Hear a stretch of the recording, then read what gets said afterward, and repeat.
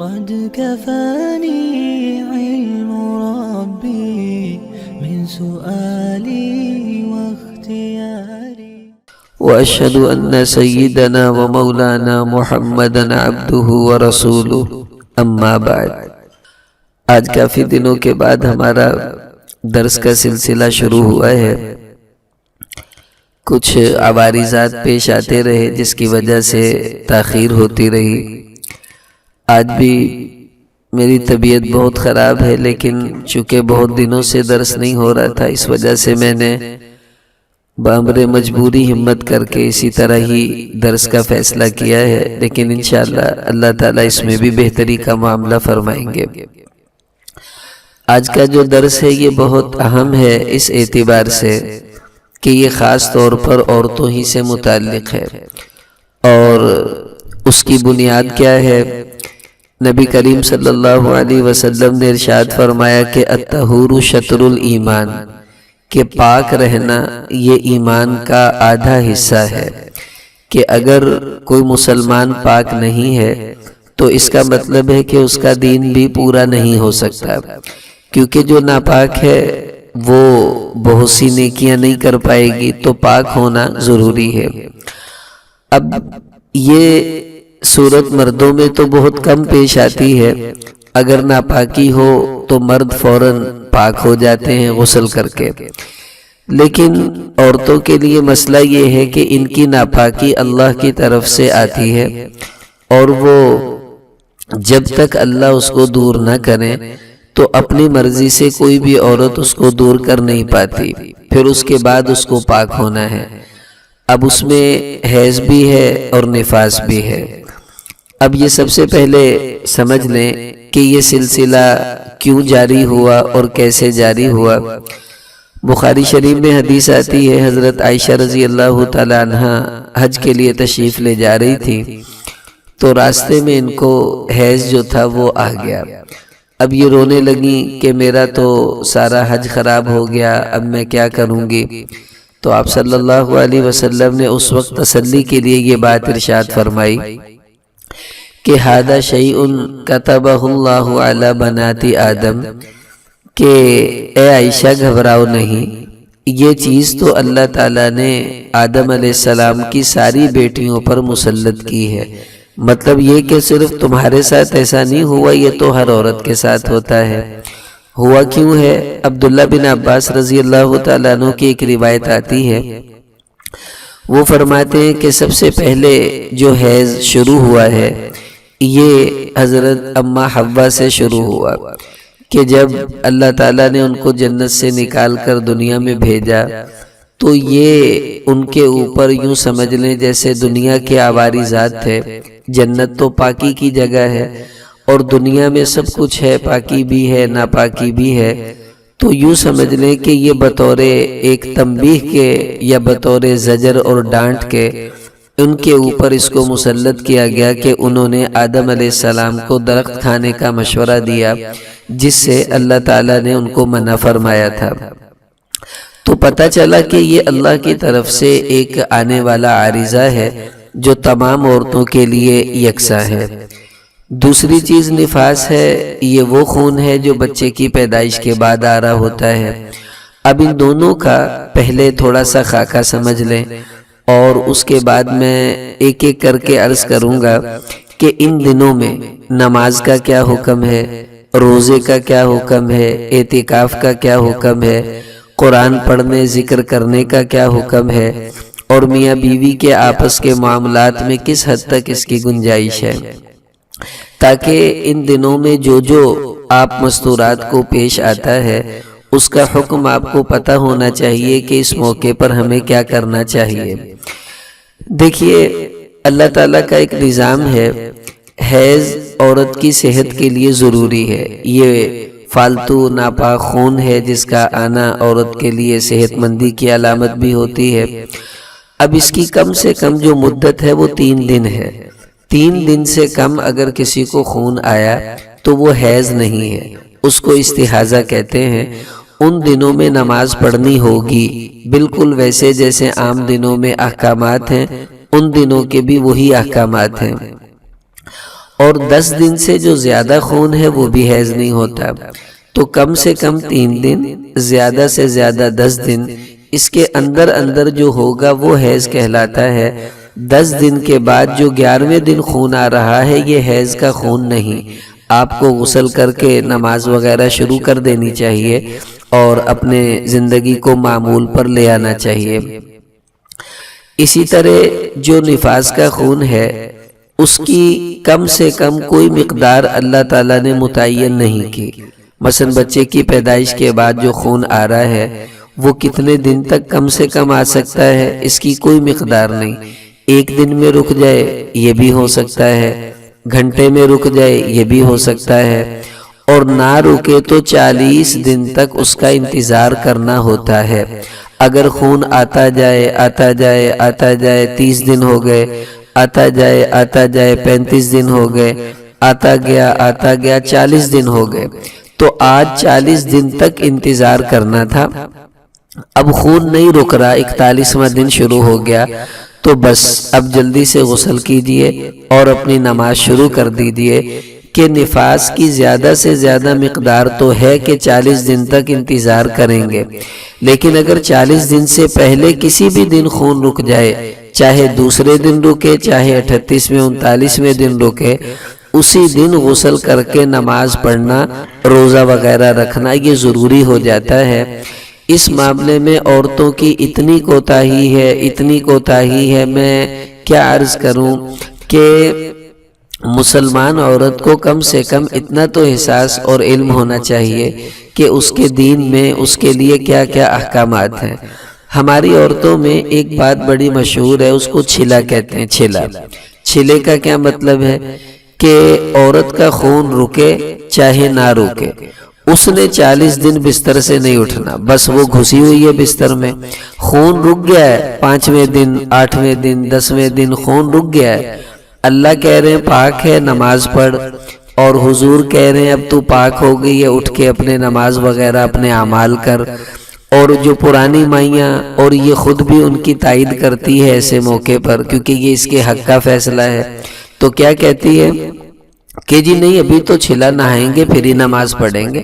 اور چھلا نہانے کا مطلب کیا ہے کہ پورے 40 دن تک میں نے نہ نماز پڑھنی ہے، نہ روزہ رکھنا ہے، نہ قرآن پڑھنا ہے۔ کیوں کہ ابھی تو میں چھلے میں ہوں۔ تو یہ خوب اچھی طرح سمجھ لے، چھلے کی شریعت میں کوئی حیثیت نہیں ہے۔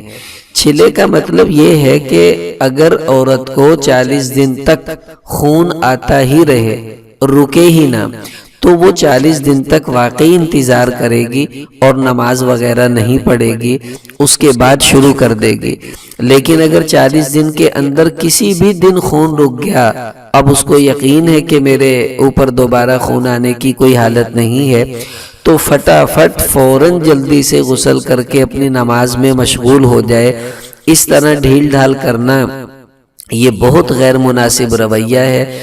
اب آپ اس کو سمجھیں کہ بالفرض اگر کسی عورت کو 15ویں دن یا 20ویں دن خون رک گیا، اب جو اگلے 20 دن کی نمازیں اس نے قضا کی ہیں یہ کتنا سخت گناہ ہے۔ اگر روزے تھے اور اس نے نہیں رکھے تو کتنا سخت گناہ ہے۔ تو یہ اللہ کو تو پتہ ہے، اب ظاہری سی بات ہے خون رکا نہیں رکا یہ کسی کو کیا پتہ چلے، اللہ سب جانتے ہیں، اللہ سے کچھ بھی چھپا ہوا نہیں ہے۔ اس لیے ہم لوگوں کو دھوکہ دے سکتی ہیں، اللہ کو کبھی بھی دھوکہ نہیں دے سکتی، یہ ہمیشہ یاد رکھ لیں۔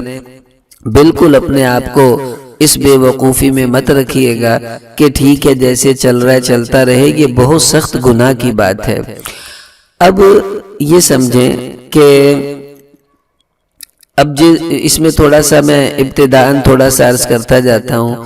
سب سے پہلے تو غسل اور کپڑے وغیرہ کا مسئلہ سمجھ لیں کہ اس کی پاکیزگی کے دنوں میں کیا ترتیب جو ہے وہ ہوگی۔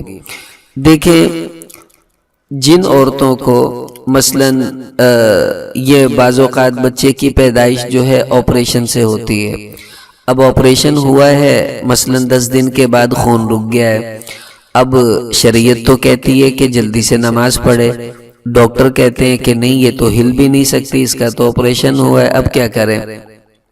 تو دیکھیں غسل کرنا واجب ہے، اگر غسل نہیں کر سکتی تو اللہ تعالیٰ کے دین میں سختی نہیں ہے، اس عورت کے لیے حکم یہ ہے کہ یہ تیمم کرے گی۔ تیمم کسے کہتے ہیں؟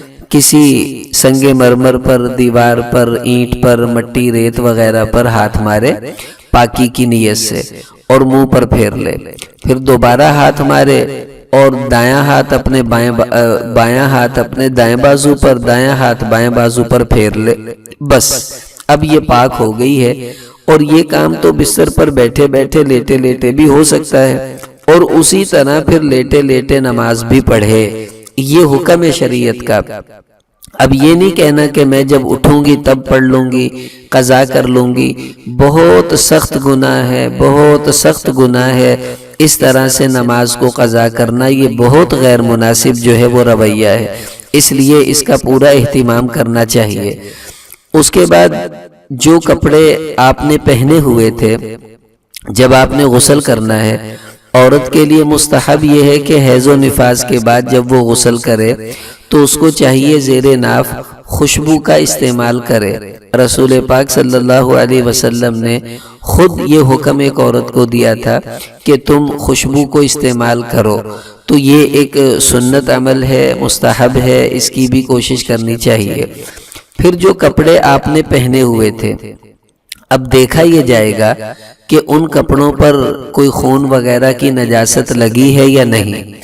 اگر تو کوئی نجاست لگی ہوئی نہیں ہے تو آپ انہی کپڑوں کو پہن کر نماز وغیرہ پڑھ سکتی ہیں، وہ پاک ہوتے ہیں، کیونکہ ناپاکی تو آپ کے جسم میں تھی، کپڑوں میں تو کوئی ناپاکی نہیں ہے۔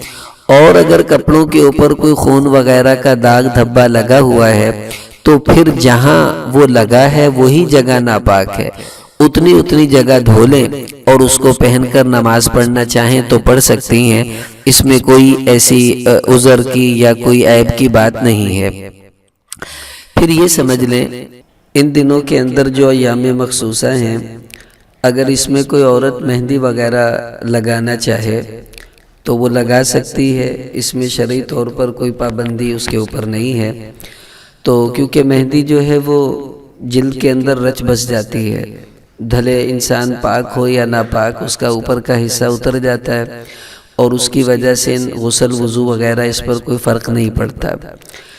ایسے ہی کبھی ایسا موقع آ جاتا ہے، بڑی عید کے دن ہے اور اپنی قربانی ہے اور قربانی عورت کو ذبح کرنی پڑے، تو ایام مخصوصہ کے اندر اگر عورت کوئی جانور ذبح کرنا چاہے تو کر سکتی ہے، یہ منع نہیں ہے، کیونکہ ذبح کے لیے پاک ہونا شرط نہیں ہے، بس مسلمان ہونا اور تکبیر پڑھنا شرط ہے، اور وہ یہ بھی پڑھ سکتی ہے، اس لیے کوئی حرج کی بات نہیں ہے۔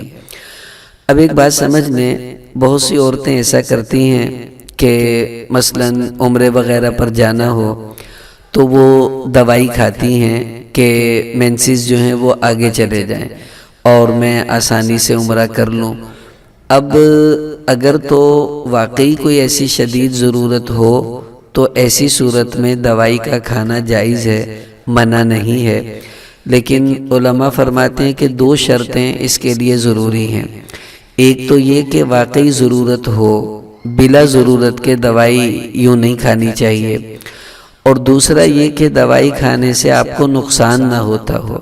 اگر آپ کی طبیعت ایسی ہے کہ دوائی کھانے سے آپ کے جسم کو نقصان ہوگا تو پھر ایسی صورت میں ان دوائیوں کو نہیں کھانا چاہیے، بلکہ علماء سے مسئلہ پوچھ کر اس کے مطابق عمرہ وغیرہ جو بھی کرنا ہے وہ کر لینا چاہیے۔ اب بات یہ ہے کہ ان دنوں کے اندر جو عورتوں کو ناخن وغیرہ اگر کاٹنے کی ضرورت پیش آ جائے تو دیکھیں ایام مخصوصہ میں اپنے ناخن کاٹنا یہ علماء نے لکھا ہے کہ مکروہ ہے۔ اس کی وجہ یہ ہے کہ پورے کا پورا جسم جو ہوتا ہے اس کے اندر ناپاکی کا اثر ہوتا ہے۔ اب جب آپ نے ناخن کاٹے تو اس کا مطلب ہے یہ ناخن آپ کے جسم سے جب جدا ہوئے تو ناپاکی کی حالت میں ہوئے۔ بہتر یہ ہے کہ پہلے غسل کیا جائے، اس کے بعد میں ناخن کاٹ لیے جائیں اور پاکی کے دنوں میں ان کو اتارا جائے، یہ اچھا ہے۔ لیکن اگر کسی نے اتار بھی لیے ہیں تو گناہ نہیں ہوگا، لیکن بہتر عمل نہیں ہے، بہتر یہی ہے کہ پاکی کے دنوں میں ان کاموں کو جو ہے وہ کر لینا چاہیے۔ اسی طرح زیر ناف بال جو اتارنے ہیں اس میں عورتیں یوں کرتی ہیں کہ پہلے بال صاف کرتی ہیں، اس کے بعد غسل کرتی ہیں۔ اگر اس کی ترتیب کو تھوڑا سا بدل لیا جائے، کیونکہ حدیث میں آتا ہے تحت کل شعرۃ جنابہ، کہ ہر بال کے نیچے ناپاکی کا اثر ہوتا ہے۔ اب جب ہم نے غسل سے پہلے وہ بال اتارے تو اس کا مطلب ہے کہ وہ بال ہمارے جسم سے جدا ہوئے تو ناپاکی کی حالت میں ہوئے، اور یہ بھی مکروہ عمل ہے۔ تو بہتر یہ ہے کہ پہلے غسل کیا جائے، ایک دفعہ پاک ہو جائیں، اس کے بعد اپنے بدن کی صفائی کر لیں۔ فوراً کرنا بھی کوئی ضروری نہیں ہے، بعد میں بھی کی جا سکتی ہے اگر کوئی ایسا عذر ہو تو۔ لیکن اگر کسی عورت نے ایسا کر لیا کہ غسل سے پہلے ہی بال اتار لیے بعد میں غسل کیا تو گناہ نہیں ہوتا اس سے، لیکن یہ بھی بچنے کی چیز ہے کہ ہمارے بدن کا کوئی بھی حصہ ہم سے جدا ہو، بال ہو، ناخن ہو، تو ایسی حالت میں جدا ہو جب وہ پاک ہو۔ ناپاکی کی حالت میں ایسا کرنا یہ مناسب نہیں ہے۔ دوسری بات یہ کہ اس حالت میں پسینہ آتا ہے، جیسے گرمی کے دن چل رہے ہیں، اب ایام مخصوصہ میں کوئی ایسی صورت پیش آ گئی ہے کہ گرمی ہے، پسینہ آ رہا ہے۔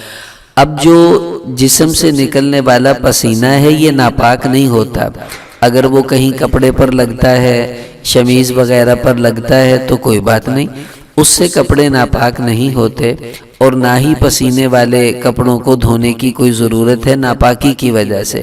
ہاں ویسے صفائی کی غرض سے دھوئیں، 100 مرتبہ دھوئیں، وہ آپ کی مرضی ہے، لیکن بہرحال اس سے جو ہے وہ ناپاک نہیں ہوتا کپڑا پسینہ وغیرہ آنے سے۔